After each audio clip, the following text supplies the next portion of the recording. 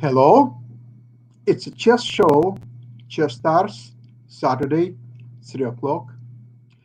I'm in Toronto and have a pleasure to have today's program. And I would like to introduce my guests immediately. First of all, it's our special guest from Ireland, Dublin, Grandmaster Alexander Baburin. Hello, how are you? Good, glad to see you here. And also FIDE Master from sunny California, San Francisco area, I believe, Jim Id. Welcome, Jim. Welcome. It's so exciting to see Alexander Baburin again, and it's always sunny in California. Actually, I visited our developer Marty Hirsch in California. He lives north of San Francisco, a small city, Petaluma. I Yes. don't know if you're familiar with that. Yeah. Yes, I know it. Yeah. Hour and a half, 2 hours drive. Yeah. And I visited him in July last year, and it was cold. It was plus 15. I couldn't believe it. How is it possible that in July it's plus 15? Oh my God, it was really, really cool. Is it possible? Well, Mark Twain once said that the coldest winter he ever spent was a summer in San Francisco. It's right.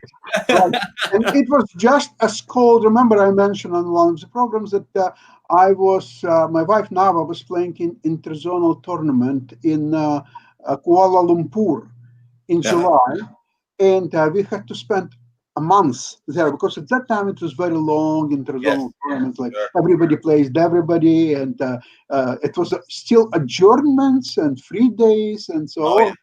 But one interesting thing about it, we were playing about hour and a half drive from Kuala Lumpur, place called Genting Highlands.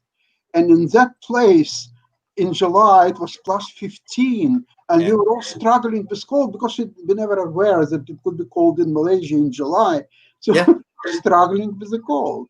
Sure. Yeah, it was really something. Well, you get the coastal fog, at least in San Francisco and north of it. You get the coastal fog comes in and it cools off the coastal area, but you drive half an hour in and it's very hot. So it is, yeah. Well, how is the weather in Dublin in Ireland? I know that you recently had a wonderful trip. I saw it on Facebook. Yeah, I had a short staycation in County Kerry. It's southwest of Ireland. It's a beautiful place. So we are not allowed to travel to lots of countries because in most cases you have to spend 2 weeks at home, in self-isolation. So the opportunities for kind of tourism are pretty limited, and people are encouraged to stay in the country. And fortunately, we have plenty of really, really nice places to visit. So I had just 2 days in Kerry. It's about 300 kilometers drive from Dublin. And we were very lucky with the weather because if it would be raining, it would be horrible, but it was actually pretty sunny. At the moment, it's mild. I think we're not far off that plus 15 mark you mentioned. I think it's probably about 18 degrees or something like this in Dublin, but it's okay. By our standards, it's pretty pleasant. Yeah, we have in Toronto plus 30 now, but it's typical for Toronto. It could be quite cold in the winter time, so minus 10 or so. But in the summer, it's a heat like you can't imagine. Sometimes it goes up to 35, but that's okay. When you live here for so long, then you know what you're dealing with. County Kerry, that's just west of Cork, isn't it? Am I right? Yeah. Yeah. It's Cork, West Cork, and Kerry. Yeah. It's beautiful place, and it was almost too much beautiful scenery because at some point we were driving and my wife said, "Look, this is a great spot. Let's stop." I said, "Just we're going straight forward. I can't stop anymore. It's beautiful everywhere here." Jim, you mentioned Mark Twain. The Irish have a joke about summer and weather, and it goes like this, that last year summer was brilliant. It's just too bad I was at work that day. So that kind of sums it up. Yes. Alexander, I love one joke. I first heard it many years ago on a cruise ship. There was an Irish comedian, and I hate to offend Irish people with this joke, but you're authentically a Russian, and I hope it will not offend you. I really do hope. The joke goes like this. It was during French Revolution. So the French people, they caught 3 so-called, like in Russian, it's enemies of the people. So they caught 1 Englishman, 1 Scotsman, and 1 Irishman. So they had a very short trial, and they all convicted them to die by a guillotine.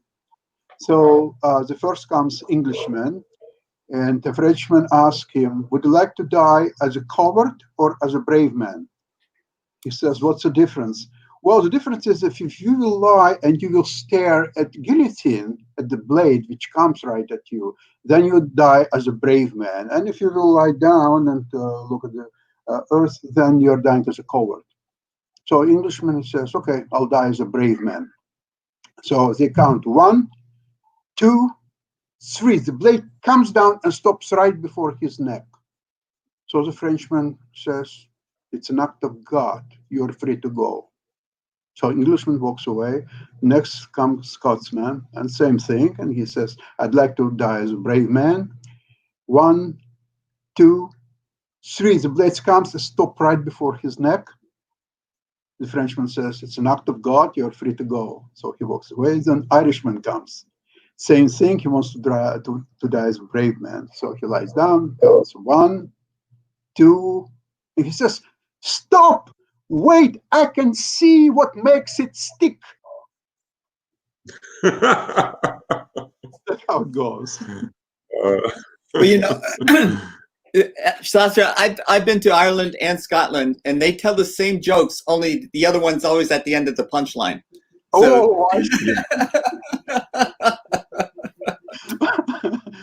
Okay, well, I hope none here will hate French for that.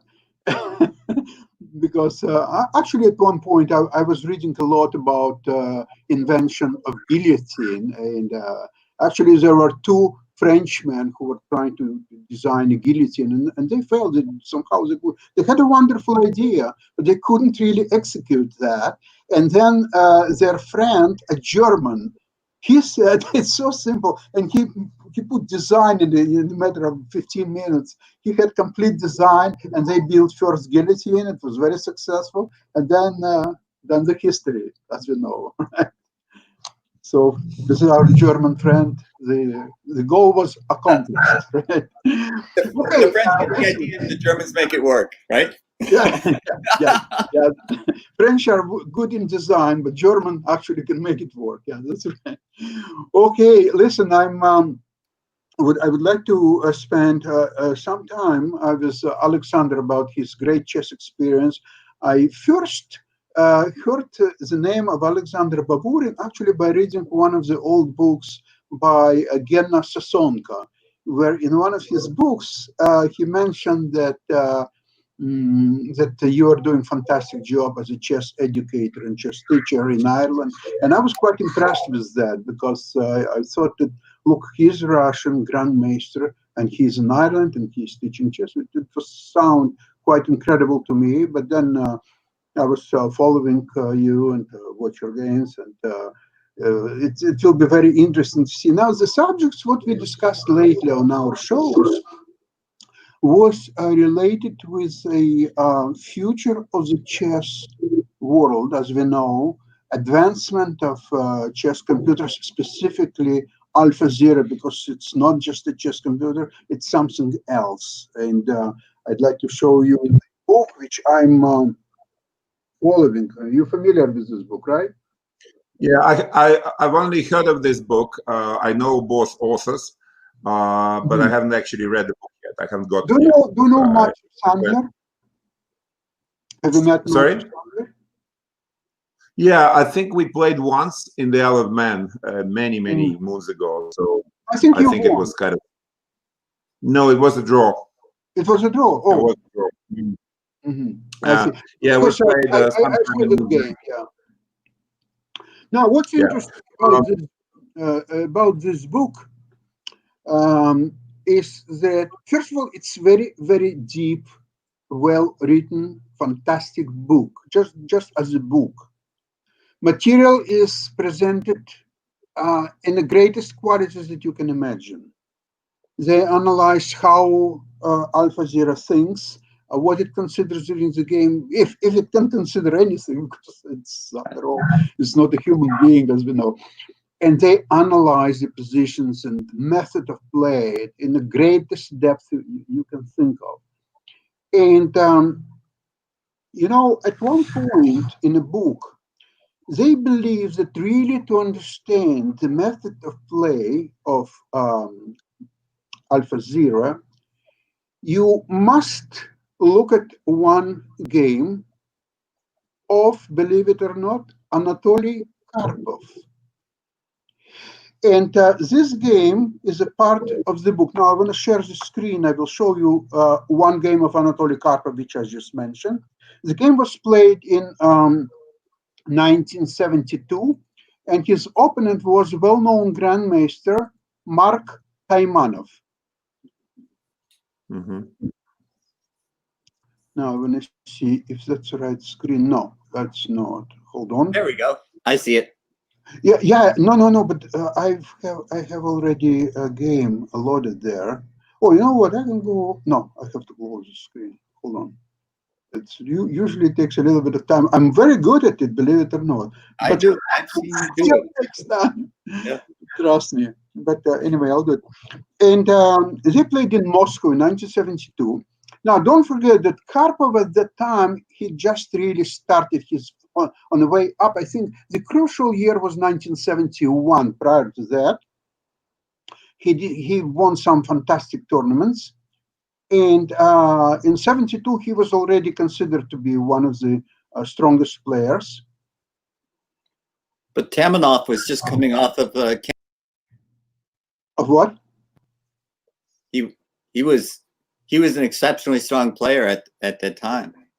Well, don't forget that Taimanov, first of all, he was a fantastic pianist. And, Oh, yes. He had a very good musical career Yes. with his wife, Lyubov Bruk, if I remember. They had fantastic piano duets, which were considered the best piano duet at that time. And he was he was a candidate in 1953. He was a candidate for the world title. He didn't do so well in the tournament, but don't forget it's one of the strongest tournaments of all time. And he had some really good games in that tournament. Alexander, do you remember this Bronstein's book about this tournament? I do. Which one again? Zurich, it was a book by David Bronstein about the tournament it's, in 1953. 53, yeah. Everyone kind of this book always pops up in any conversation about books. Agreed. And literature and stuff like this. Yeah, it's one of my favorites. Yeah, I know the book well. Yeah. Mm-hmm. Yeah, I learned so much from that book. It was really eye-opening for me because of how much Bronstein did not value the exchange, it seemed to me. Well, one thing what I remember so well, I remember I was young when I got first this book, and Bronstein sometimes in one of his games he was explaining the domination. I think it was his game with Reshevsky, but maybe I'm not correct, where he was explaining domination of Black's position because Black was controlling Black squares. And long diagonal, yes. Right, he dominated Black squares, and I was thinking, okay, hold on. If Black dominates Black squares, then White might dominate White squares. So the position should be considered to be equal, and why Black squares are more important than White squares. I couldn't understand that until somewhere later in the book, Bronstein explains that Black, by dominating in Black squares, can from the Black squares attack all White squares. Yes. So domination on Black squares just means that Black has dominating position. Yes. So that somewhat cleared the issue for me. However, let's go to see this game by Anatoly Karpov. So in 1972, it was his really rise to the domination in, well, not even Russian chess so much, or Soviet chess, but he was getting on his way back to world domination. 3 years later, he became a world champion. So, although, you know, I read these books by Gary Kasparov, my great predecessors, and he wrote absolutely fantastic material about Anatoly Karpov, and he analyzed his matches so in great depth. And what he's saying, Kaspar, is that the really, really great step forward was in his match with Spassky. He was not so strong before that match. Okay, he beat Polugaevsky, so Polugaevsky wasn't elite. No, actually, he was elite player, but obviously Karpov was stronger already at that time. But Spassky just played match with Fischer. Spassky won in 1973 a fantastic Soviet championship, and Spassky was on the height of his powers or so, we think, and yet Karpov demolished him with a score very similar to Fischer. Karpov won 4 games with some draws in a row, and lost only very first game. Supposedly he had cold, but it doesn't really matter. I mean, he just played fantastic game. Okay, but let me go back to the game. Karpov, white, and Mark Taimanov, black. Okay, I will not really analyze this game in depth. At that time, remember, Karpov was E4 player, and in 1986, in his second match with Kasparov, he became D4 player. Okay, so far it's opening. Taimanov knows this opening very well. He was one who invented. Sorry? He's got variations named after him. Absolutely.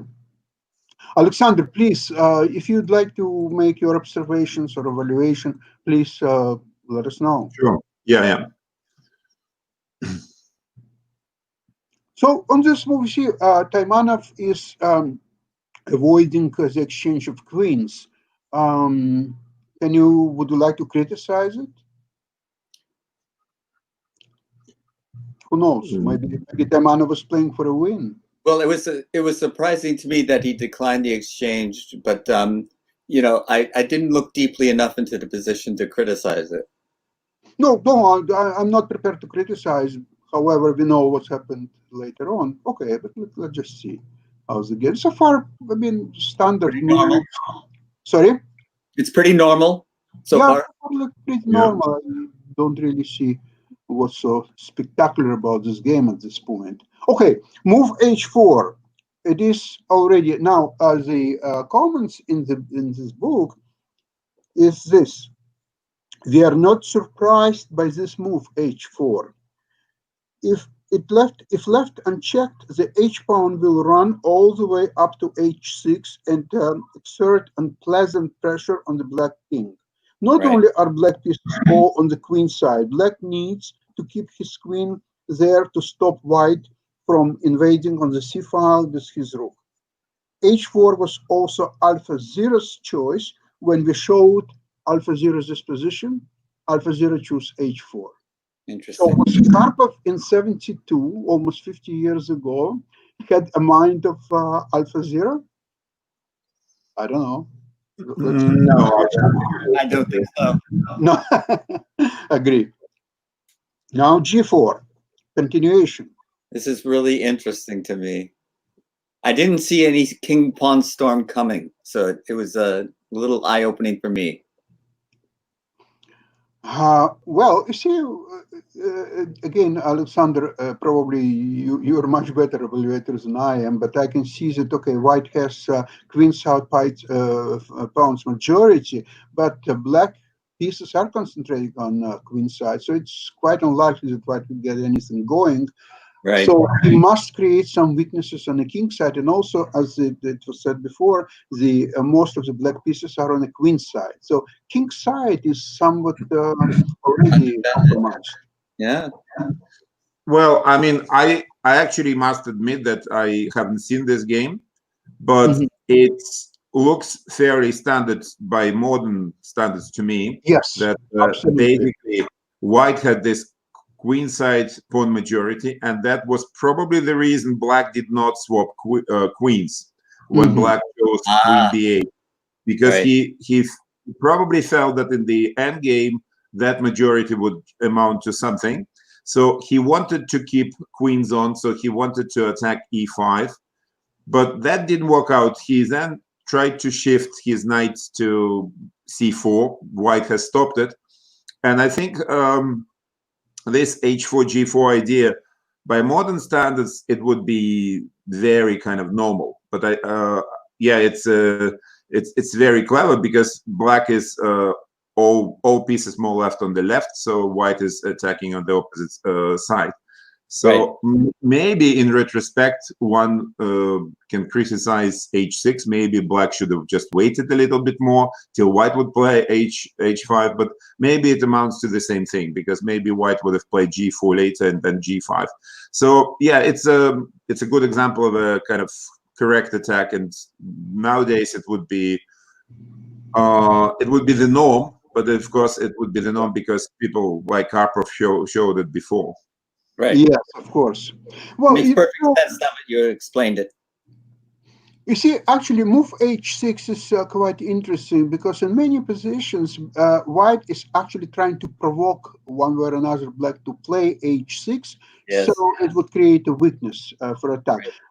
However, there's another idea which was quite shown in other AlphaZero games, that AlphaZero normally, if black would not react, it would play h5, h6 itself. So another idea of h6 is to control g5 square from queen or knight. Right.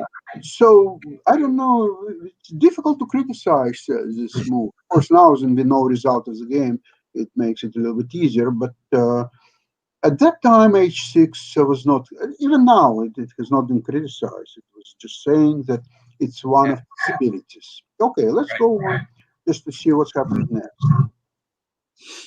Now, I'm not sure I understand that. Is he trying to trade rooks? Perhaps. Yeah. Perhaps, yeah. Now, remember that with move h5, now he creates the idea of g5 as well. However, what they're saying is that g5 was also possible continuation, and if h5, then g6. Yeah. It's a very promising position. So he gets in somehow, yeah. Okay, so after black played knight c6.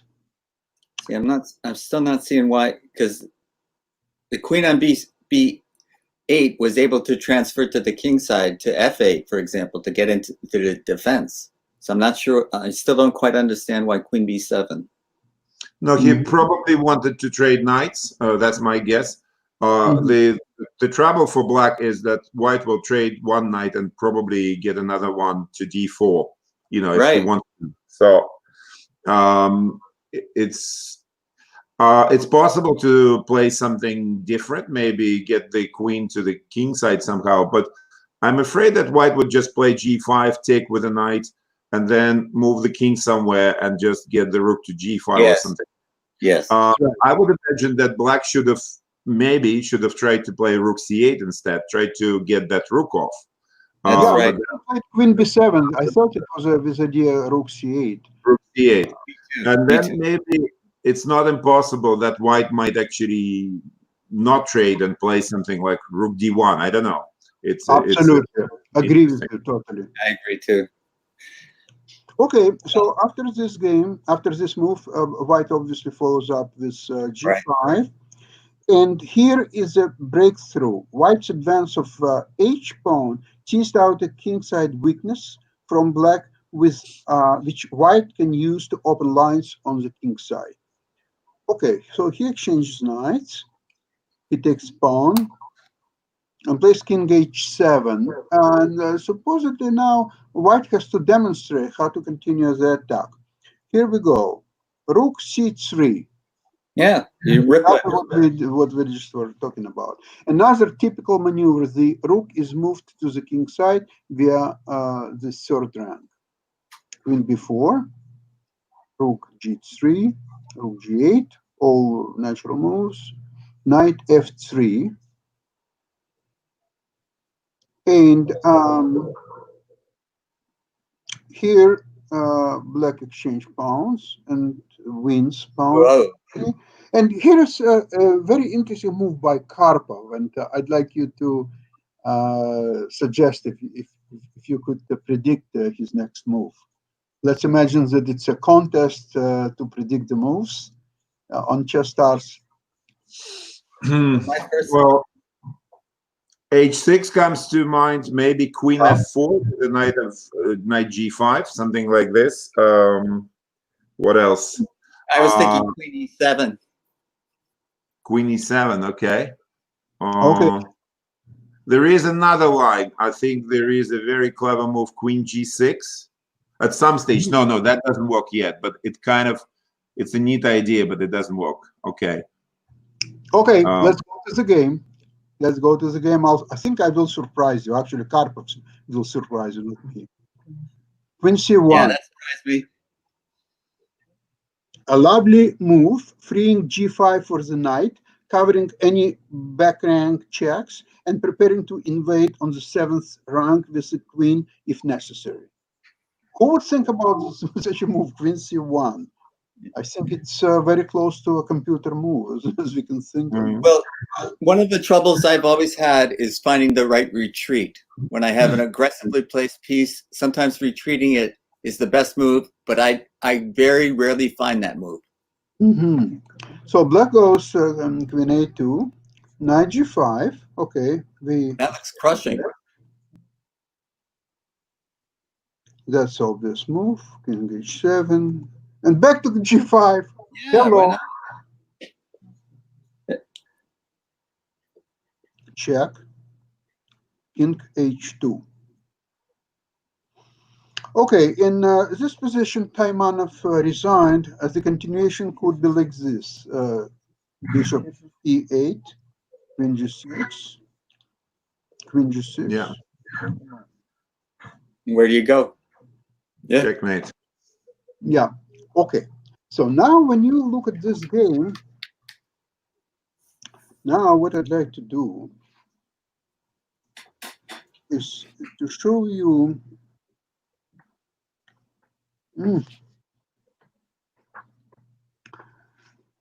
Well, you know, the games of AlphaZero and Stockfish 8, the problem is that the games are usually complicated because Stockfish obviously doesn't make any mistakes, obvious mistakes, should I say.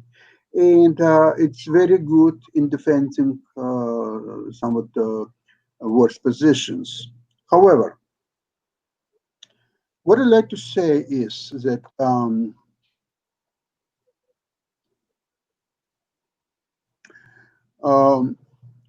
in many positions, you have to see quite a few themes of the game. Number one, fixing the center. First of all, remember that AlphaZero plays only d4 or sometimes knight f3. It doesn't play e4 whatsoever. Number one. Number two, it likes to fix the center. So, for example, if there's a usual queen pawn structure, he takes c4, takes d5, and black takes with ed or gd or something. It likes to clarify the center. Then it's using rook's pawn to establish outposts for the knight, moves like h4. Then he combines attack with the queen and knight on rook's pawn, queen b1, and immediate piece redeployment once a goal is achieved. Now you can see all that in this game. I will show the moves right from the book. So here we go. AlphaZero plays y4, knight f6, c4, e6, knight f3, e6, g3. And so far, human game, right? Sure. Complained thousands of times. Mm-hmm.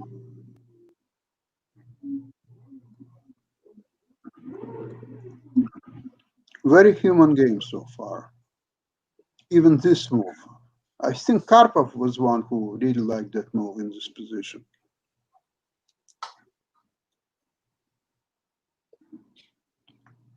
Okay, and immediately pawn takes on g5. He wants to clarify position.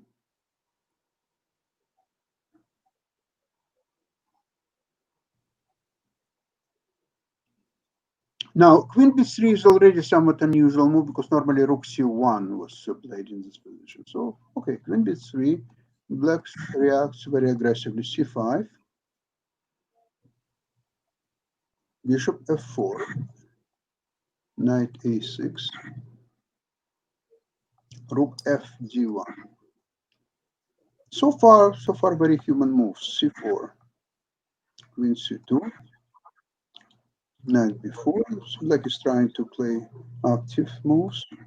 Queen c1, queen d7. And of course, here comes a favorite AlphaZero move, h4. This is one of AlphaZero's really favorite moves, often played with the idea of advancing h pawn to h6,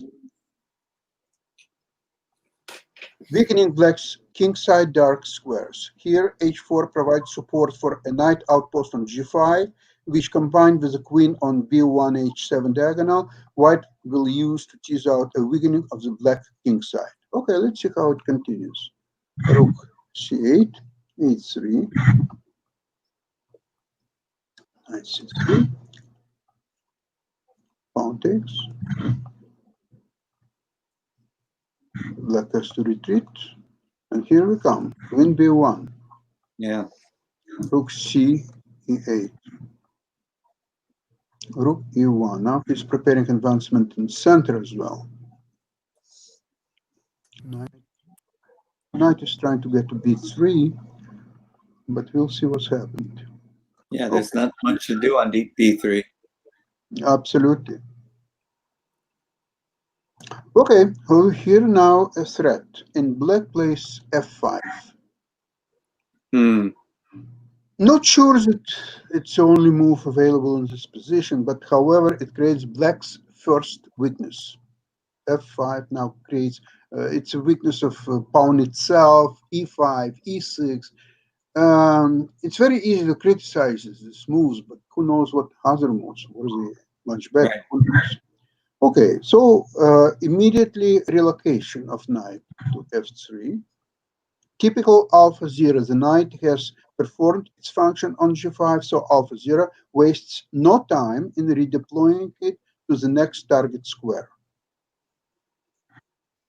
Because on g5, f5 weakens the e6 square, but there's no way for white to take advantage of that. So might as well redeploy the knight. Well, remember, it's not only e6, it's also e5. Okay, however, the game continues. Rook That's correct. That's correct. h6.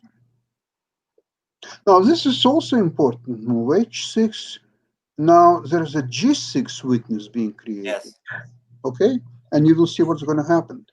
The white squares look weak. Okay, so after h6, white plays a4. Another typical AlphaZero move, using a lull in a game to grab a small piece of extra territory with a rook's pawn. This move will prove to be useful later.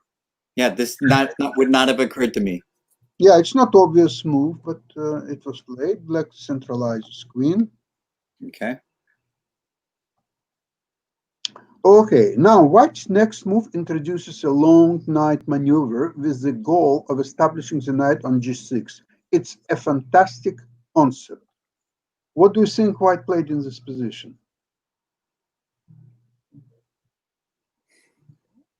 Well, position by all means, and I mean, I have no problem with it. Sorry? Bishop e5? Bishop e5, that's a possible move. And a very human move. And yeah, AlphaZero plays something very mysterious here.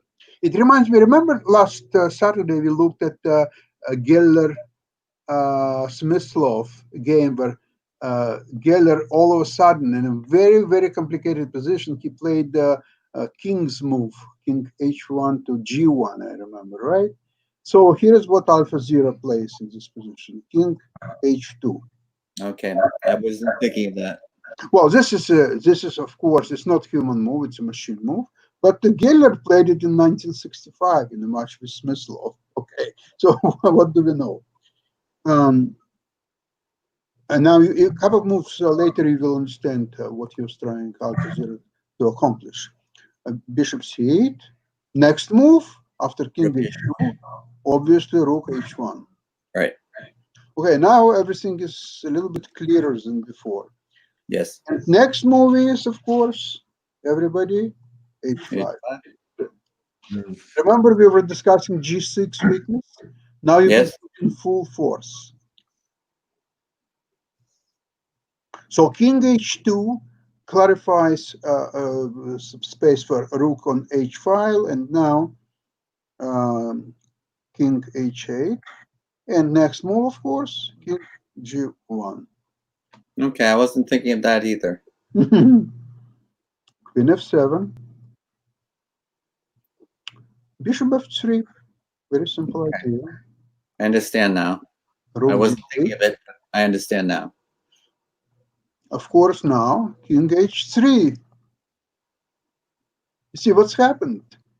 White plays some mysterious moves, but they're not so mysterious once you understand the plan. The He plan wants to get to dominate on g6. King g8. And now another mysterious move. Bishop c1. No, he wants that that's why he played a4, or it played a4 earlier. So computer wants to play knight f4. Black will probably meet it with knight to e7, and then bishop a3 will come. Absolutely. Yes. Absolutely. Yes. Very correct. So now you can see the purpose of a4. So rook e8.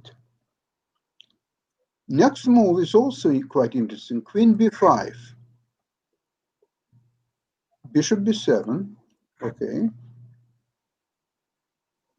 And now rook d1. He doesn't need rook on h anymore because knight will go to g6, right? Knight a5. Yeah. But I thought that knight was needed on e7. Huh. You see, obviously, knight would like to play on b3 to cut off the white queen. So the next move is obvious, queen b1.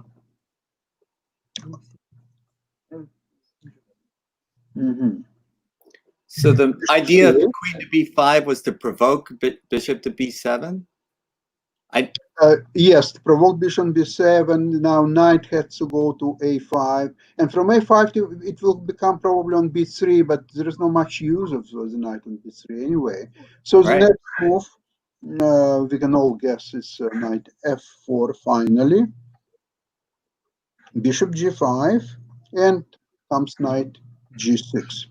And there it is. Many of White's pieces, both bishops, the king's rook, the king itself, and the lowly rook's pawn on h5 have contributed to the redeployment of the knight to this outpost. In the next part of the game, White swarms around Black's most obvious weakness, the d5 pawn.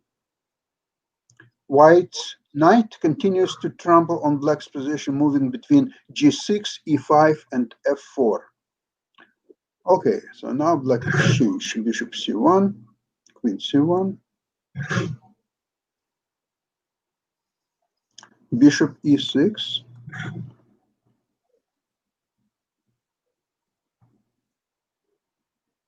knight e5. Fantastic space for knight. So he has two great squares, g6 and e5. And in some position, f4 is also available if it's not enough. Yeah. Queen c7, rook b2. Now, the purpose of this move is obviously to play rook b5 and to attack d5 pawn again. Right. Knight b7, rook b5. Installing the rook on a strong outpost targeting the d5 pawn.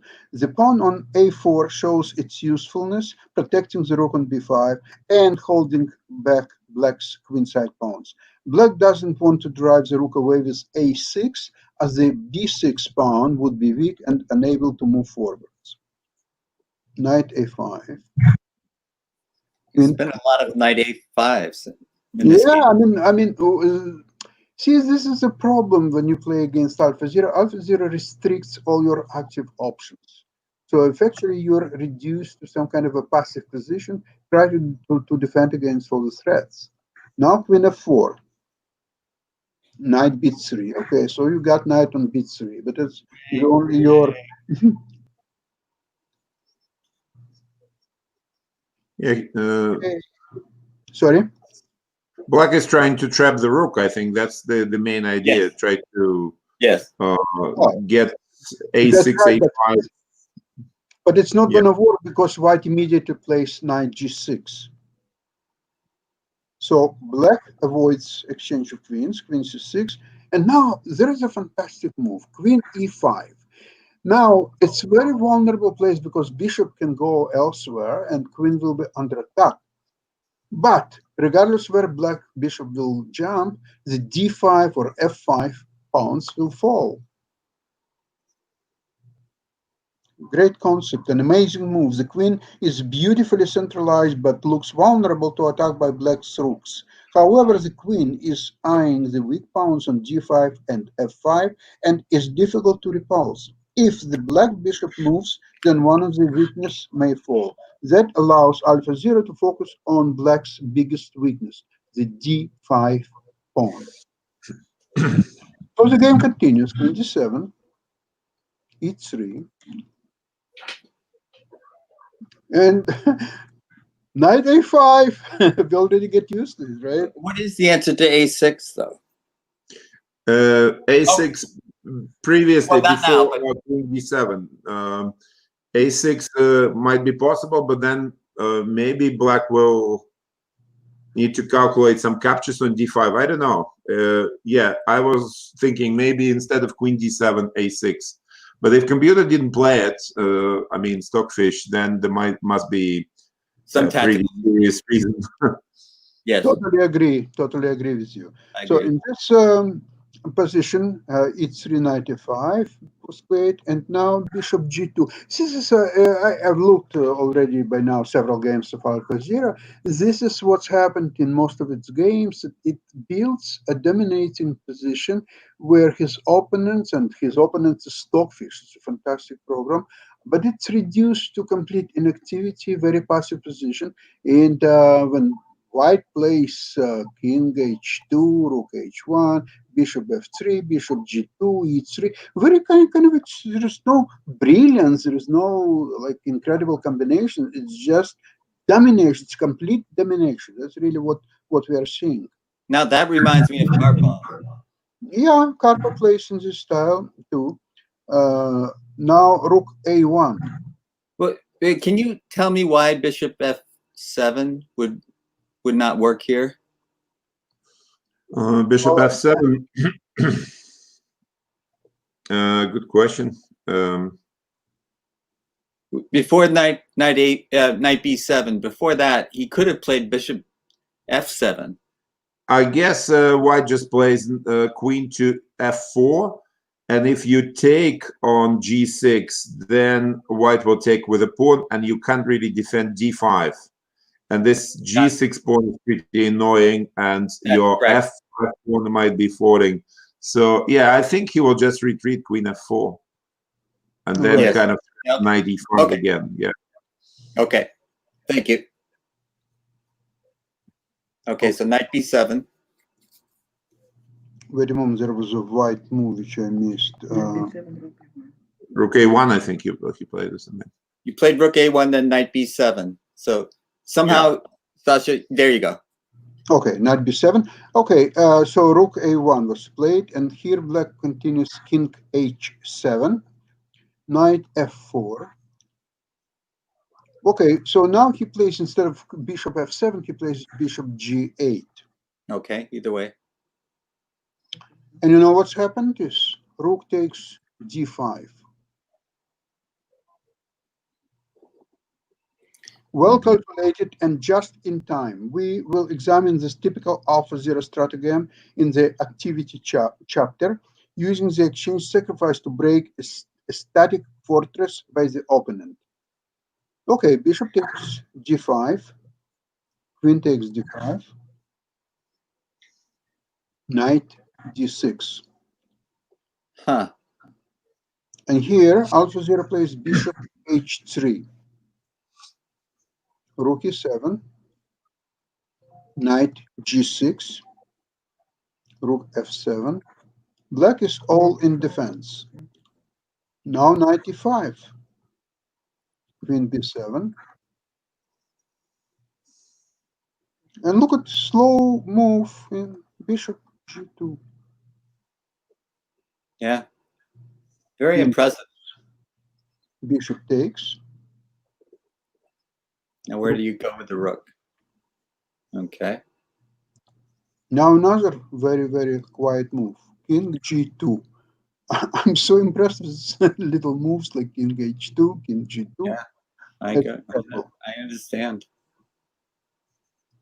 I wasn't sure this position was so amazing for white, but AlphaZero is at the 86.7% expected score, while my ancients like white a lot too. Black's rooks have little scope, many of its pawns are weak, and white's center is long-term strength. Yes. Knight e4, bishop e4, pawn takes, f3, takes, kings, takes. This emphasizes what you were saying about the center, Sasha.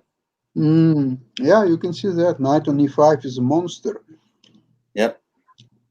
And he doesn't want to even to get black to sacrifice an exchange, so he goes immediately knight g6, rook e7, and finally e4. Now the center starts to move. Yep. On the 59th move, finally white played e4. Could have done it on the first. Yeah, he could have, yeah. Takes, rook b5. And now another knight move, knight to f4. He doesn't want to lose the c-pawn. Yeah. Another amazing move for a human player. AlphaZero redeploys its knight from a wonderful outpost to a defensive square on e2 to cover black's counterplay against c3 pawn. After that, the central pawns will march through. Yeah, that's the only counterplay of black, rook b3, and immediately knight e2. Right. That's it. That seals the game. Rook a8, e5, right. a5, g5. Not wasting any time. Yeah. a4, g6, h3, g7. Okay, now king runs to help his rook. However, it's too little, too late. Rook d1, rook b to b8, e6, king f8. Okay, Yeah. and now please suggest the move for white. Yeah, it looks to me like well, I would play knight f4 probably, but very close, very close. Knight d4 was played. d4, okay. Yeah, and king e7, there are king c6, knight c6, and so on. Okay, yeah, black resigned in this position. Alexander, what's your impression of this game? Well, in retrospect, you can understand pretty much all those moves. The Right. trouble is we cannot play like this. That's the That's a very good observation. Yeah, I totally agree.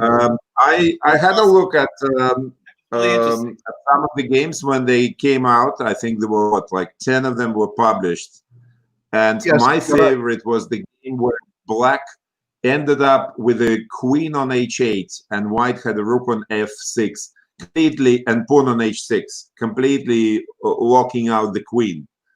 And white was, I think, beat down at this stage, but it was completely winning. And there was another game in which AlphaZero played, I think it had like a rook for a queen, and it kept playing for a win. You know, I would be thinking, how do we get out of here? But it just kept playing as if nothing ever happened, and it won the game. I actually did, I found some lecture on this subject of artificial intelligence, I saw some guy explaining the idea behind this sort of machine learning. It was quite heavy. There were quite a bit of maths, and I kind of skipped most of it. But the basic idea, I think I understood correctly. It's just basically computer has one version is like the model, and it creates a slightly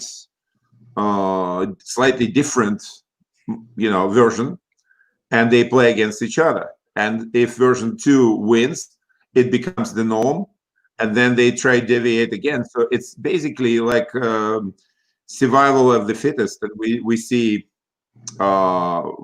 this evolution, which is just compressed incredibly in time, because they can do it so many times, like billions of times. And it's also something similar to, in a way, schizophrenia, that this computer has two different personalities living and kind of competing and talking or whatever. So eventually one of them one of them wins. It's incredible, because it's a huge kind of difference to how stockfish, for example, was developed, because stockfish essentially is how humans play chess. They program it. AlphaZero is completely different. It's just how a computer would learn the program without interference of humans. So actually, that's, in my opinion, this is why AlphaZero is stronger as a stockfish, because human didn't interfere with its learning process. Yeah, true. Tell me, Alexander, is there any special method that you're using in teaching chess? And is AlphaZero's games are applicable in any way to help you to teach chess? Well, I think my method would be sort of traditional. I work mostly with children, so I think, first of all, you've got to keep it fun. So I do, like everyone else, show beautiful games, like classical games, tactics.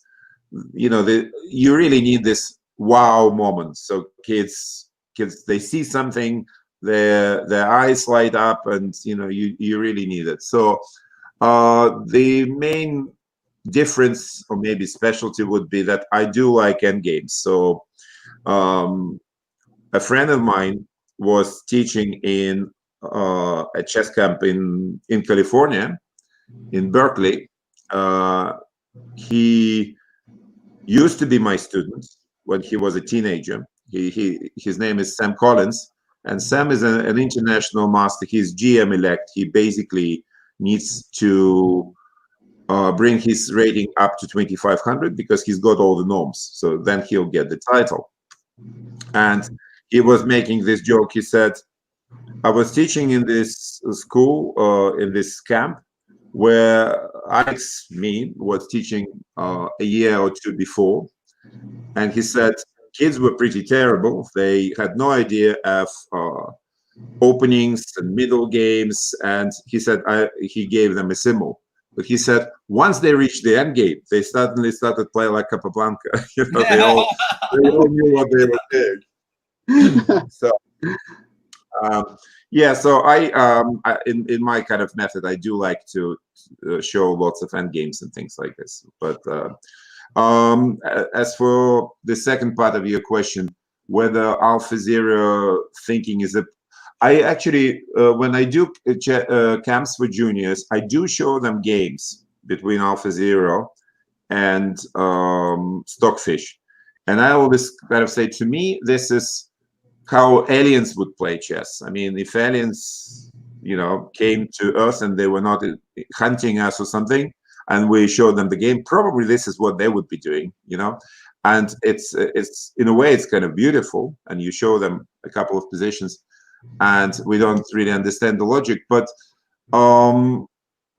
I think one lesson is very clear from this game we just looked at, that they just look at each position afresh.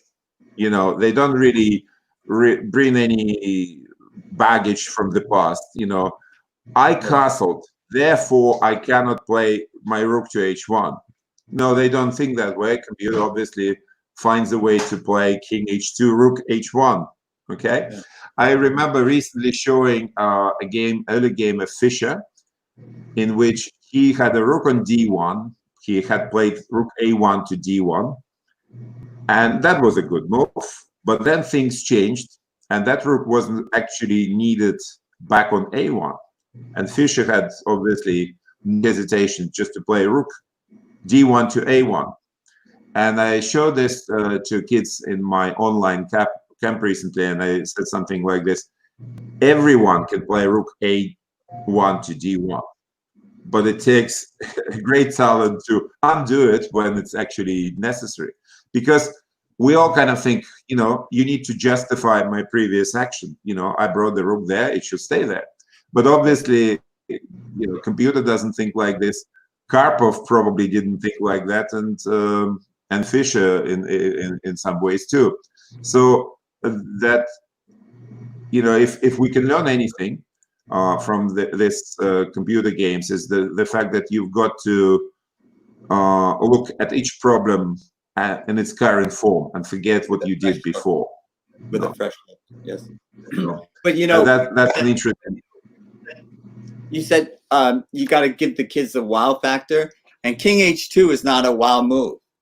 You know, it's a very deep move, but it doesn't have that exciting factor. I mean, I would say wow, you know, because I can understand the idea. Yeah. But even then, yeah, I mean, I understand that it wouldn't really kind of excite kids, but this is just, you know, this is just the moment where you look, what should I do? What can I do to improve my position? And they just, it's like, you know, building something from Lego. They think this is the way, next step, next step, next step. I mean, when we looked at the game, I was, for example, wondering what happened if black didn't take on c1. Maybe bishop f6, just to keep bishop's on control, e5. That might be a better move, who knows? Yeah. Computer obviously saw, you know, Stockfish I'm referring, obviously saw some point in swapping the bishops, but maybe it kind of had a shorter horizon than AlphaZero, and it maybe just, you know, got it wrong. I'm not sure how they do it, but it would be interesting to compare the logs and, you know, see why they're making certain decisions. You know, but that would be probably rather technical. You can find it in this game, Game Changer, in this book. You can find analyze the logs of both machines and so on. Yeah. You know, I think the most incredible thing would be for a human being play move like King H2 in Blitz game. That probably will never happen, because in Blitz games you're looking for attacking ideas, and to play in Blitz King H2, it's quite. Well, even in Blitz, Rook A1, D1 to A1 probably wouldn't be played either. Yeah. No. You know, because we couldn't get I played it to D1. I developed it. Now it's developed. Why would I undevelop it? Yeah. So we've had these.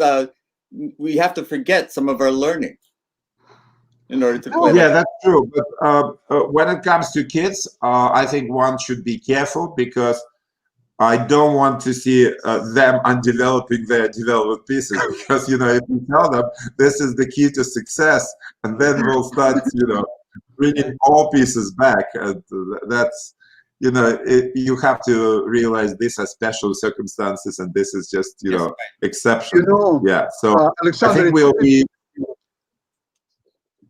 we'll be still teaching the norms, and these are the exceptional circumstances.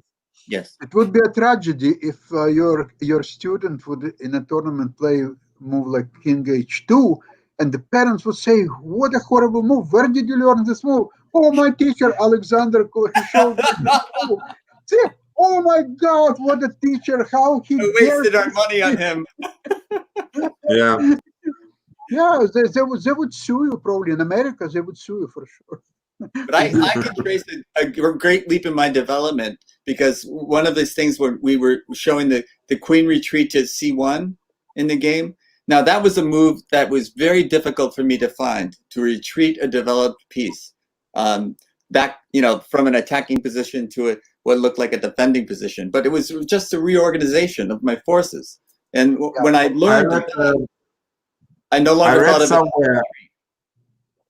I read somewhere, I'm not sure where I read it, but there was an interesting observation somebody made that a short diagonal move backwards with the queen is the most difficult move to make in chess, to find in chess. I mean, okay, in case of Karpov, it wasn't a short one. Queen was on what, g5 and was c1. But say if it was queen to g5 and queen to f4, that would be more difficult in a sense, because it's psychologically, it's kind of, you think it's a queen, it's going to be long, and it's going to be forward. Moving a queen diagonally backwards is difficult. Yes. I think there was an interesting case. There was a game between, I think, Korchnoi and Spassky, and I think it was Spassky who made this very short queen move. And I'm not sure who wrote the notes to the game, but the basic idea was that the person couldn't even understand what move Spassky had made because it was so short, and he couldn't understand the logic. But having spent like a couple of minutes, it immediately dawned that was the crushing move, because it took away some counterplay and Black couldn't do anything. So, do you remember in which match this game was played? Because they played quite a few matches. One was in 8 candidate match, and one in 77. Yeah, but not sure. It was, I think it was, the move was queen d6 to c6, something like this. It must be in 68. It must be in 68. Could have been, yeah. 68, yeah. So I have to look up this game. One of the things that Sorry? One of the things that I've enjoyed was the h4, h5 kind of moves, because these are things that are very instructive to a player like me when I was starting to get a little better than I was. And I thought about pawn structures in general. And there's this book, Sasha, I don't know if you've ever heard of this book. It's called Winning Pawn Structures. I've heard about that, yeah. You've heard of that? Oh, yeah. Because that taught me a great deal about pawn structures. And do you remember the author? No? I'm afraid not. Who was Alexander, who wrote Winning Pawn Structures? I don't know. You don't know? I think I actually have this book here, so I can show it up. Show it up. There it is. Winning Pawn Structures. A brilliant book that taught me a great deal. Who was the author? You're looking at him.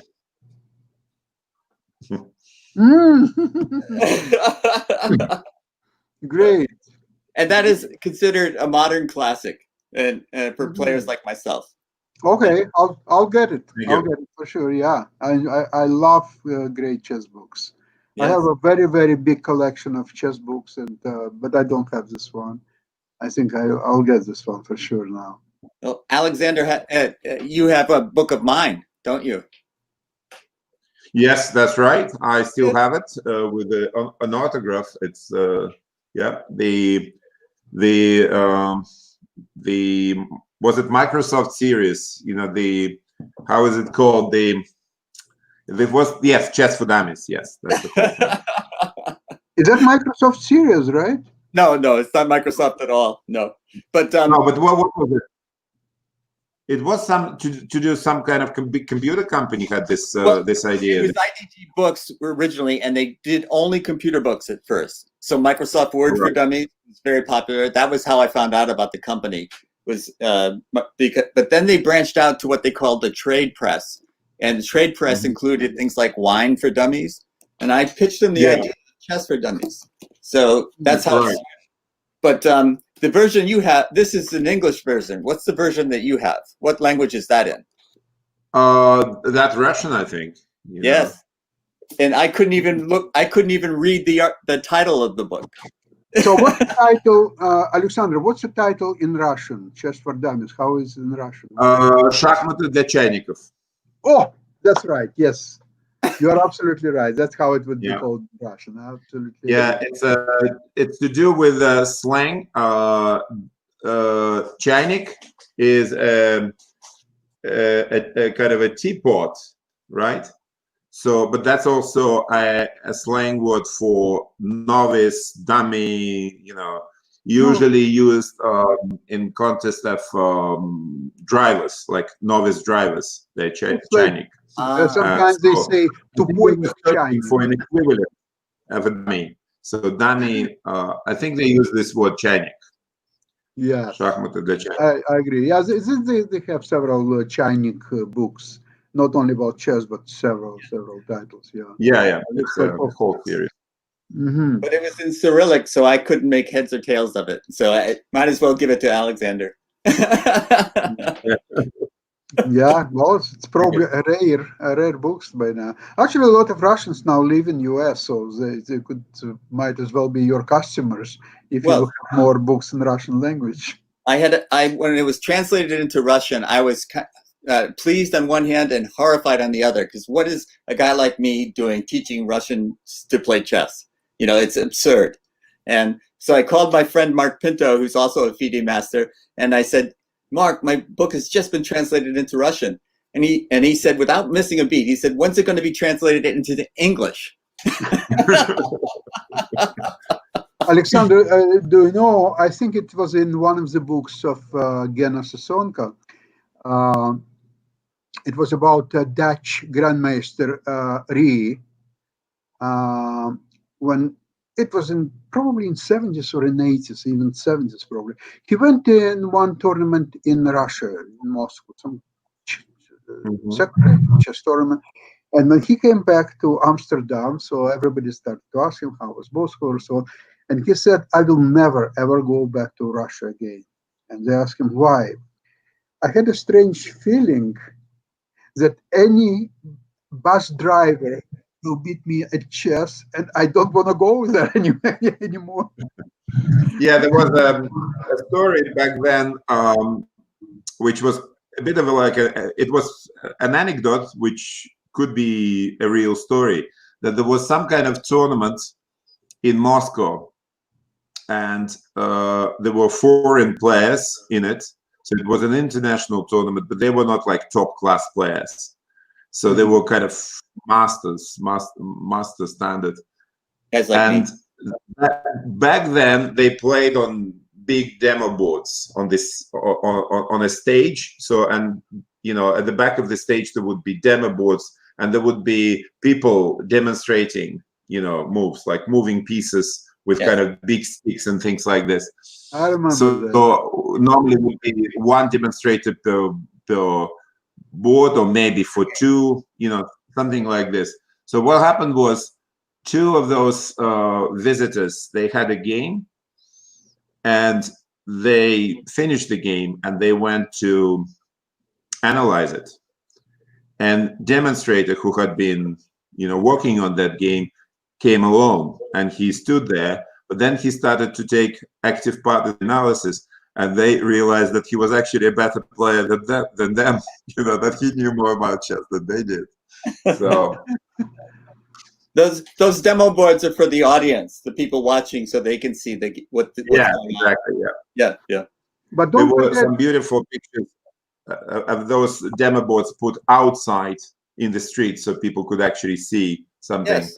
But that was before my time. I just see pictures like this in some kind of periodicals or books.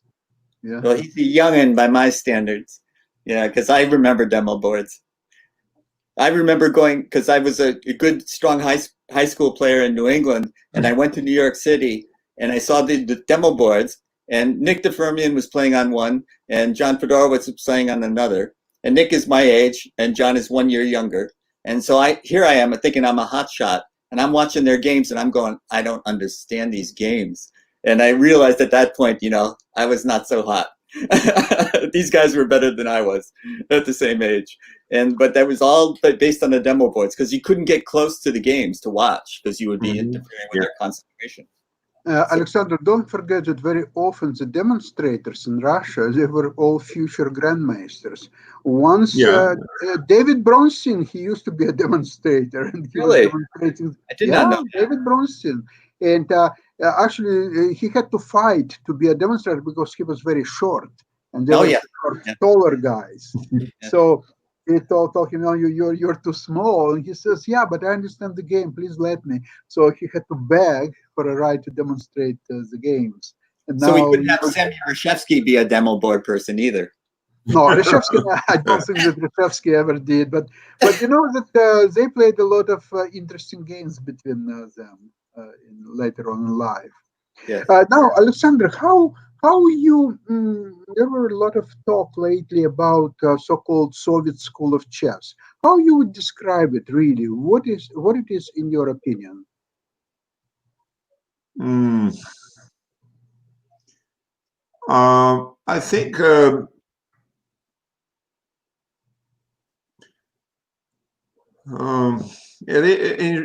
this is an interesting question. I mean, I think it's just kind of you create certain conditions, and then in any system, certain things would happen. You know, there will be kind of inner logic to it. So what happened back in the Soviet Union, you obviously know that there were lots of people who played.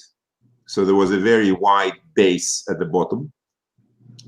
There was a very clear system of competition. So if you wanted to succeed, you had to compete at every level, and it would, would be bringing you up. And then in order to succeed, you basically had to become very fit chess-wise.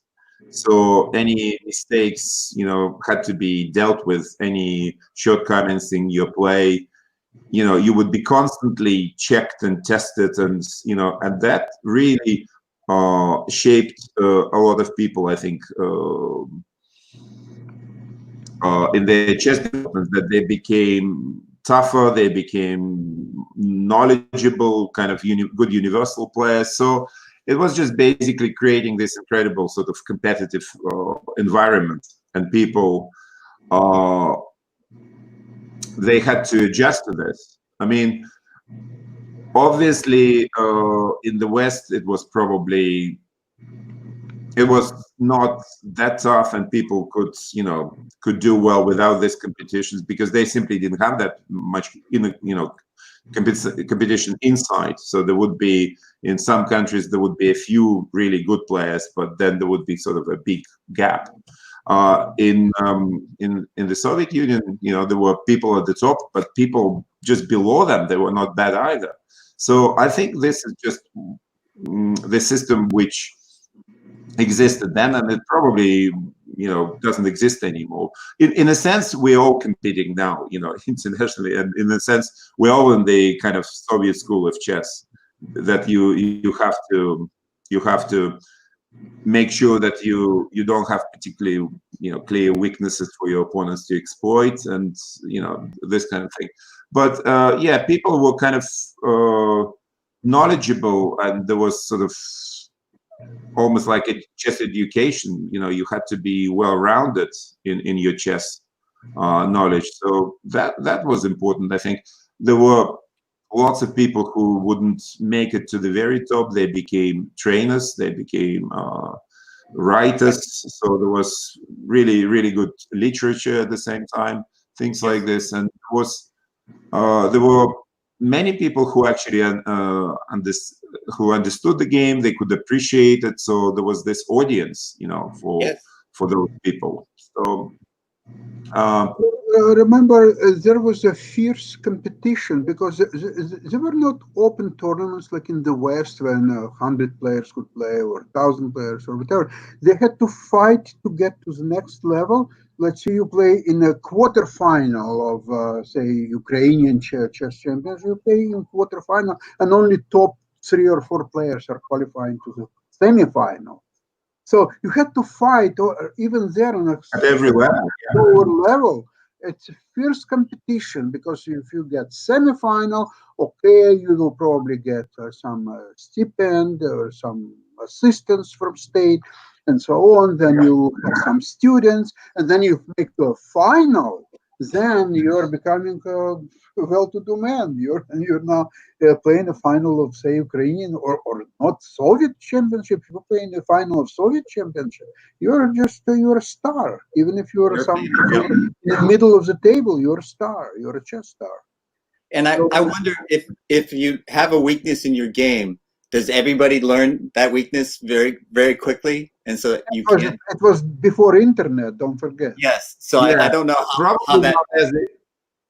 Not as quickly as it would have been now, but Right. people would be obviously kind of paying attention and things like this. So you basically, yeah, it's like survival of the fittest. You really you have to adjust to this tough competitive environment, because in the West, like open tournaments and things like this, if you don't do well in this open, then there is always another one. That was not the case in Russia, because you had a few official tournaments, and if you don't do well this year, you have to wait another year. So kind of, the price is pretty high. So yes, I remember I played in some kind of there was some competition in Russia, and it was quite important for me to qualify. It was really, really kind of, I felt it was very of great importance that I qualify. And I started badly. At some stage, I lost a game. I lost maybe one game, then a drew a couple of games. So my chances of qualifying to the next stage looked very, very, slim. I basically had to win, score maybe 4 out of 5 in the remaining games. And I'm playing this game, and I thought I was doing well. And I had 15 minutes, and I started to calculate. I came up with some sacrifice, and I thought I was winning. My opponent had about 30 minutes. He started thinking. And as he was thinking, I first realized, A, I was not winning. B, I couldn't see any draw. I mean, I actually realized I messed up big time. And luckily for me, he spent, and I had probably about a minute to make, I don't know, 10 moves or something like this. So, and there was no increment. Luckily for me, he spent almost the same amount of time. He left himself a minute or two, and then we started blitzing. And in that, while he was thinking, I found a couple of very clever sort of traps, and he fell into them. And in the very end, I was so short of time that I was relieved that I actually had a checkmate on the board, and he couldn't escape, because there was no time to realize, my advantage or whatever. I had to checkmate. So I checkmated him. It wasn't over yet, but I came back to my hotel. It took me, I don't know, 15 minutes to walk, and I totally collapsed. I had a kind of a complete sort of breakdown of system. My temperature rised. I had fever. Yeah. And it was as if I was seriously ill. Yeah. And that was all the result of the pressure. The pressure I had obviously on myself during the game. Luckily, there was a day for adjournments the following day, so I was able to recover. And in the end, I managed to qualify. I did well in the end of the tournament, and went to a tournament which was all Russian kind of final. Did well there. I think I came second or third, and that was really a big sort of jump in my career. Yeah. So yeah. So in that sense, I went through the. I went through the, that close, yeah. Well, you're talking about a Soviet school. It doesn't sound like any school that I know of, except for the School of Hard Knocks.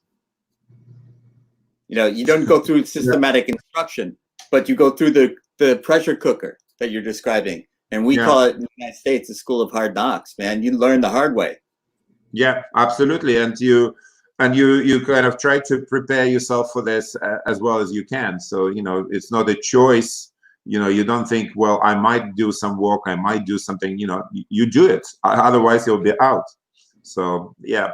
And even looking back at even those tournaments, a lot of people I competed with, they became grandmasters. I mean, not all of them, but some of them are living in the States. Alex Gordon, for example, he played in that tournament. Ildar Ibragimov, he used to live in the States for a while. I'm not sure whether he's back in Russia now. He was there too. You know, quite many grandmasters came, you know, in my generation through the system. Strong generation, right? Yeah.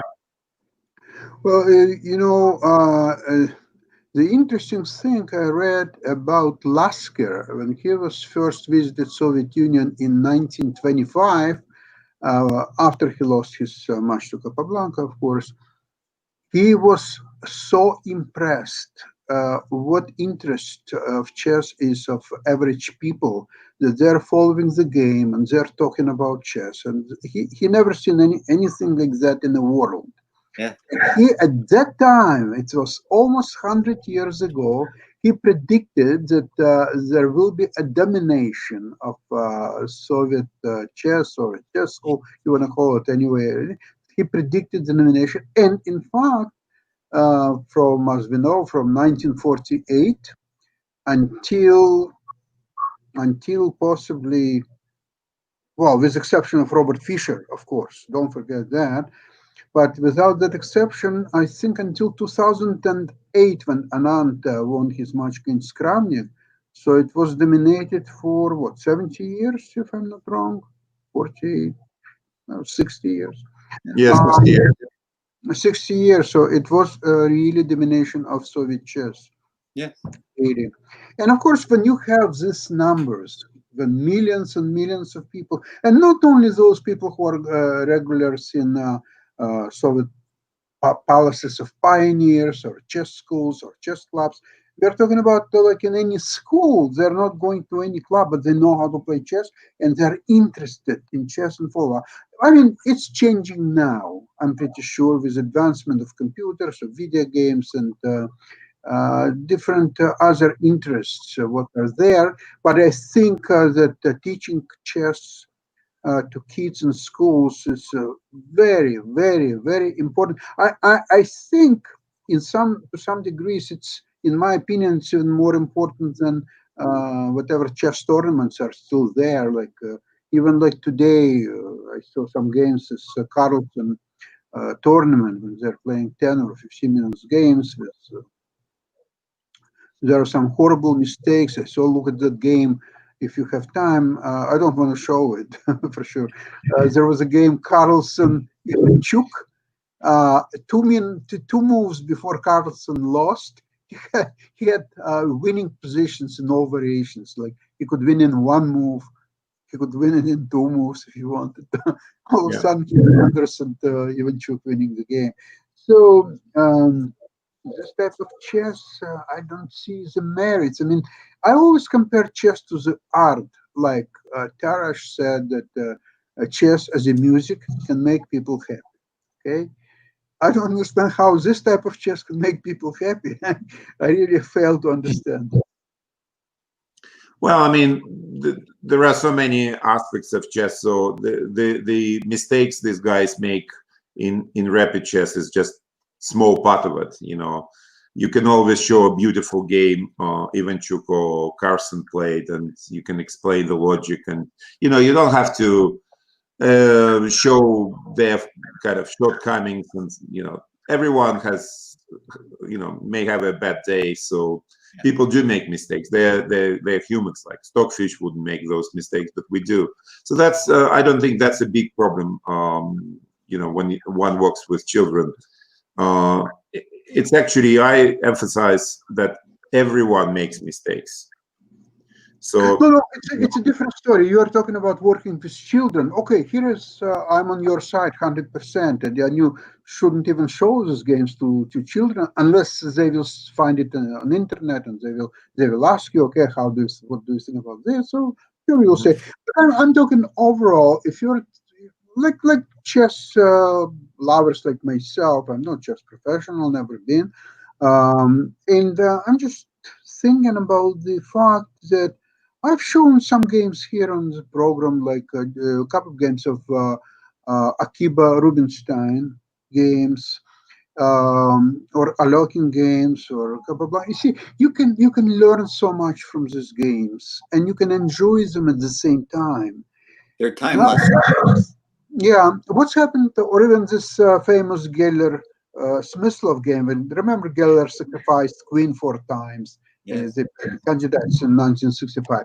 Okay, so this type of games or Fischer games, and they, besides that they're very strong moves, very logical games most of the time, but they also provide very artistic and aesthetic appeal to me that I just enjoy it. I even don't want to analyze the game. I just enjoy to see what's really happening, and I don't have that enjoyment from this present.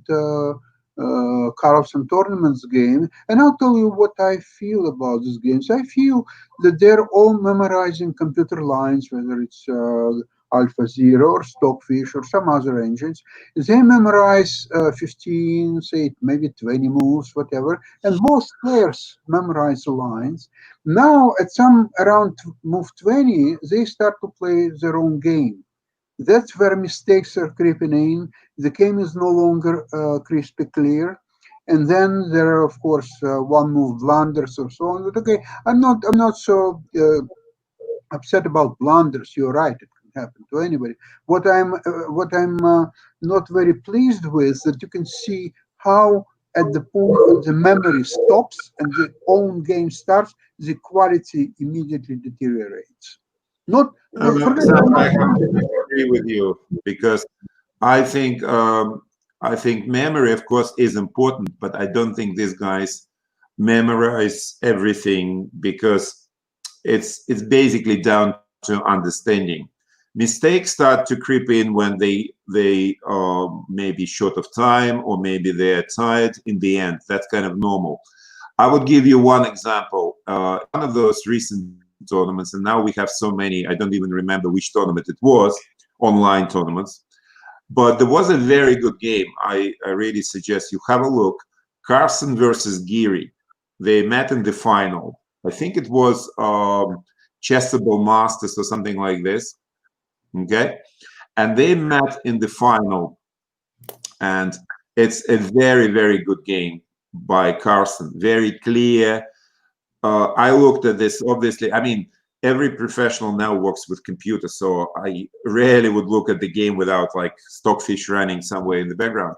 And some of the moves which Carson played, they were not necessarily first line of Stockfish, but they had an idea, and it kind of became apparent, and it was a very nice finish in the end. A bit of tactics, a la Capablanca, kind of small combination and things like this. Very good game. And what also kind of made it interesting that they repeated the same line which Geary used just a few days earlier with white and won a very nice game against Nepomniachtchi. And that time, Geary decided to play the same line with black, so he kind of flipped the side, and Carson chose a different sort of way of attack or preparing a little bit more slow, and again proved that white had some initiative and won the game. So have a look at that game. It's high quality game. Well, in this case, I would recommend you to look at one game which I showed here probably a week or 2 weeks ago, Carlson Geary from the same tournament, where Carlson played on 13 move in a quite theoretical line. He played the new move, Rook H1 G1. Did you see that game? I didn't know. No. Yeah, take a look at this game. And Giri won that game with the black pieces. And Giri played some actually very natural, very human moves. And Jim, you remember that game, I do, yes. Yeah, that's H1G1 didn't make sense to me, but they're at such a different level than I am. It's absolutely, yes. There was definitely a point to it, but it was an interesting game. But I kind of agree with Alexander in that these I still think these players are such high quality, and that the mistakes that they make are usually due to fatigue or to tension or to some other factor. That's because you described this pressure-packed game that you played, and you just by the skin of your teeth you were able to checkmate your opponent. And so sometimes you're in that situation and you have that checkmate, but you're just a nervous wreck and you can't find it. And so it's part of the character. These people have to have strong characters as well as great ability. Yeah, I'm sure that there are lots of players who have really good understanding of chess, for example, but they can be lacking in competitive qualities. The ability to withstand the psychological pressure during the game, that's very difficult. I find it difficult myself, pretty often. So that's one of the main things, that you start getting kind of nervous, you become anxious. It's a tough thing. In a sense, it's kind of useful training. To come back to the chess and kids, for example, I often say that, in my view, everyone talks about chess being a very useful game for developing logic and planning and strategy and all of this. And character. Yes, character. I actually believe that one of the main sort of benefits of chess in modern world for modern children is that it gives them an opportunity to experience defeat. Yes. To experience something very, very painful and unpleasant, because in a way, modern children, I think, compared to previous generations, are a little bit kind of in a bubble. They're sort of protected against sort of many bad things, and maybe that's a good thing that they are protected, but they don't learn how to deal with defeats, unpleasant situations. Yeah, it's a bit like vaccination. You give them something and you see that the system starts to generate some sort of antibody, exactly. So and I see that quite often with kids competing, that they have a good game and that they just make a stupid move and then they lose, and they cry and they obviously struggle with this. And I think it's a good thing, because it teaches them something much more valuable than knowing that in some line you've got to play this one, another move. It's something which they can actually use. It's a life lesson that you're teaching them, because to lose gracefully, and that's the other thing, because you lose and you throw a tantrum, then you're going to learn that that's not done. You have to lose gracefully. You have to shake your opponent's hand, and that is a life lesson that lasts throughout when the child becomes an adult and even into old age. You learn those lessons, and I think there's a lot of lessons in chess that are directly transferable back into the classroom. And one is self-confidence. If you think you can play chess, you think you must be smart, and that transfers right back into algebra class or whatever you're taking. You think you can do it. If you can learn chess, you can learn algebra. And so you have some confidence. The postponing of immediate gratification. If you move your queen out too early, that's not usually a good idea. So you can't move your queen out too early. You learn to prepare to move your queen out. So you don't always take the first thing that you want, and you postpone it. And this is a life lesson. It's something you learn that carries along through your life. So I think chess teaches children many lessons that are able to help them in the classroom, but also to become better human beings, to be better citizens. That has been my experience. Yeah, I agree. And you mentioned, Alexander, you mentioned Gena Sasonka. I'm not sure whether you came across in one of his books an interesting character. Sergei Nikolaev. Have you ever came across? That's where I saw your name exactly. Yeah, yeah. Because there was this man who died very tragically.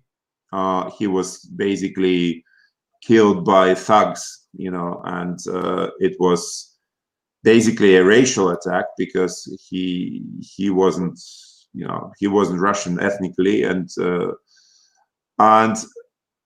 he was an interesting guy because I actually remembered him going back to the 80s. We played in the same tournaments, and then at some stage he quit chess and he made he had some success in business, but he kind of remained interested in chess. Yeah, and he would often talk about chess to other people, and you know, he kind of liked to hang out with chess players. And I met him a few times back in Moscow, and nice guy, and he had some very interesting ideas. So I remember sometime in the 90s when we talked, and I was playing chess professionally. I was kind of playing in competitions, trying to make a living playing chess.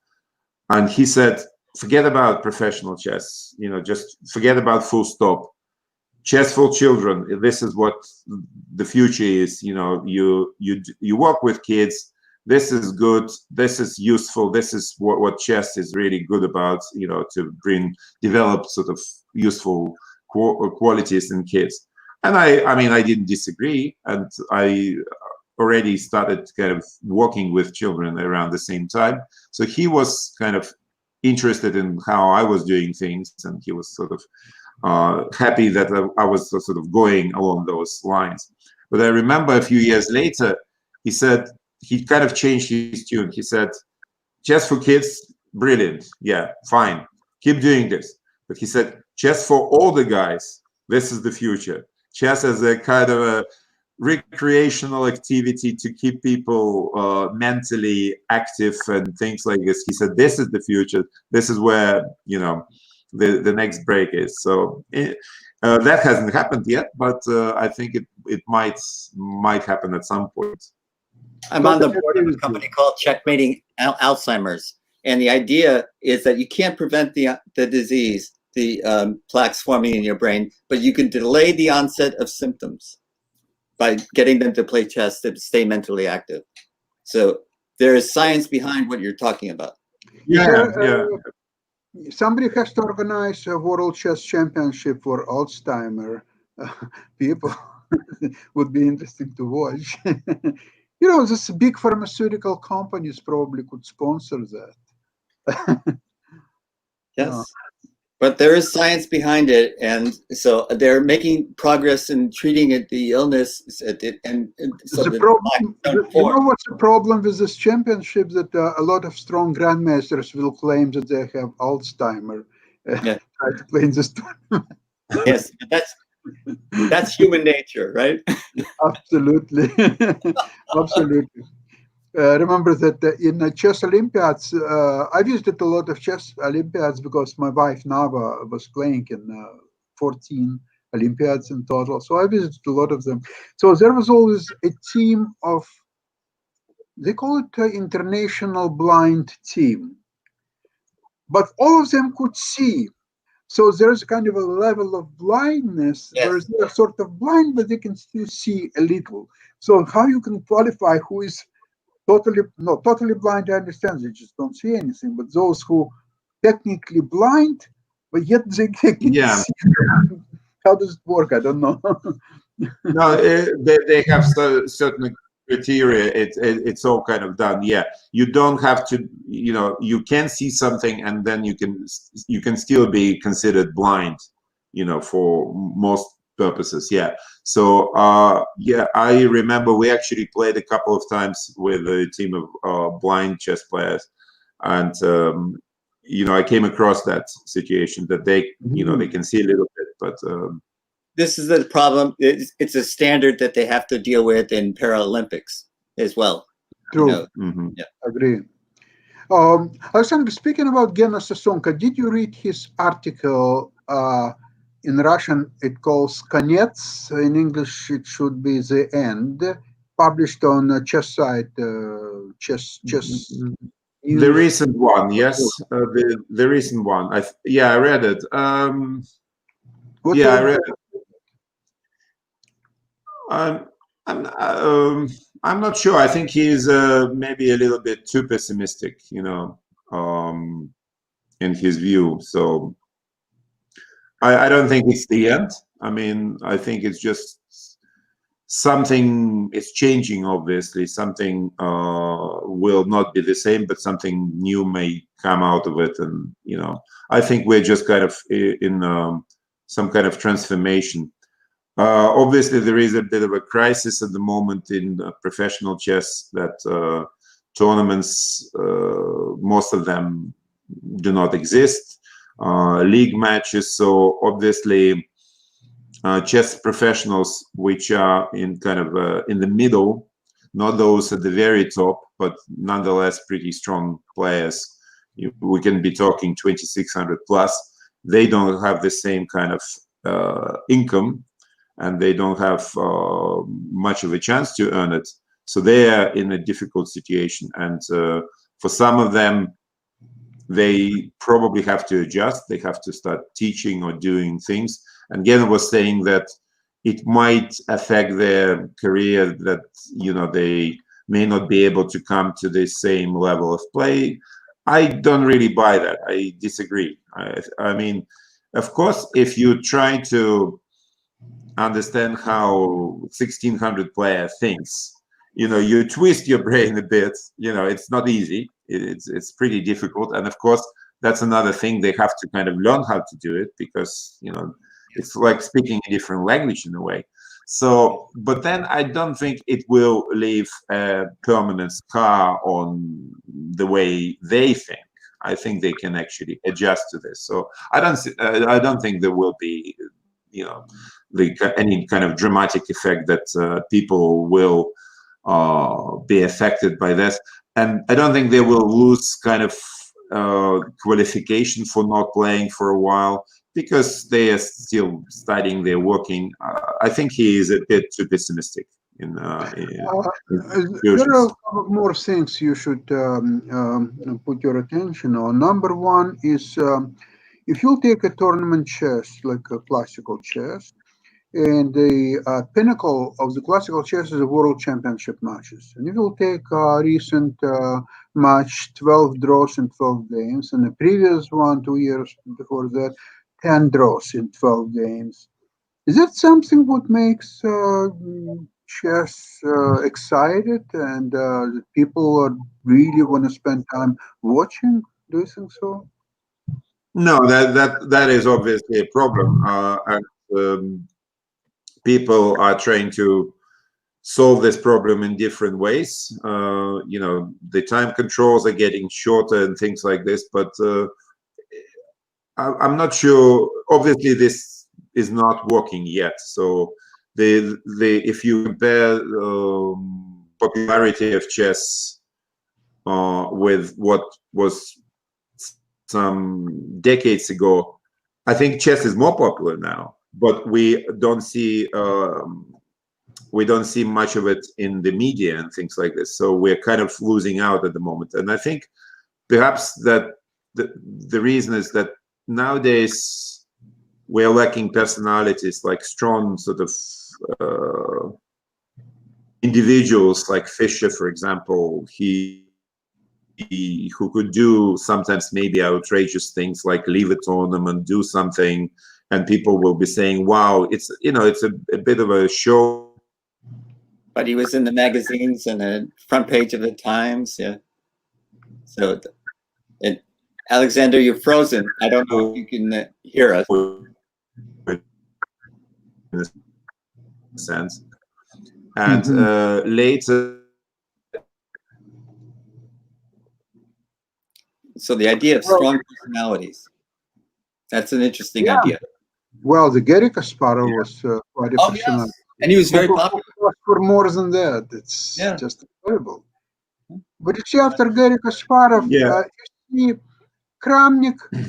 Lately, Kramnik became a little bit more outspoken. At least he gives some couple of interviews here and there. But before, when he was world champion, there was very little impact. Anand, the same thing. Anand was a really nice man, but he didn't have that public persona. No. So you see, we are going away from personalities. A classical chess, you know, I in classical chess, I don't know. My opinion is that it's in crisis, 100%, not 99, because with matches with featuring perhaps the strongest player of all time, Magnus Carlsen, and he cannot win a classical match twice in a row. It's disturbing. So that means we're getting maybe close to the end of a classical game. At least probably maybe it will be shorter control, like 1 hour per game. Maybe something has to be done because this kind of chess is. I don't know if anybody needs it. Now, online, there is another problem. There is a cheating. If it wouldn't be for cheating, then we could sort of transfer chess from offline to online, and okay, here we go. But there is a cheating that destroys game, and regardless what everyone claims that they found anti-cheating mechanism or so on, trust me, it will happen in the next 75 years.